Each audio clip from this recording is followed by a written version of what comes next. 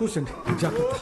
స్వామి ఏమైంది? ఇప్పటికైతే అదుపు చేశాను. స్వామి ఇదేంటి మీకు దెబ్బ తగిలింది?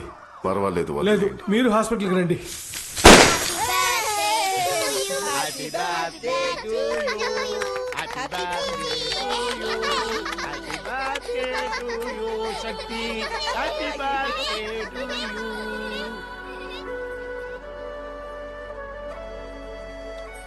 ఒరే శివ, ఏమైందిరా?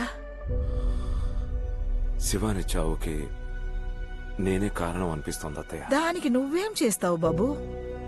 శివాని ప్రేమ విషయం తెలిసి నాన్న అడ్డు చెప్పినప్పుడు నేను తనకి సర్ది చెప్పాలని చూశాను.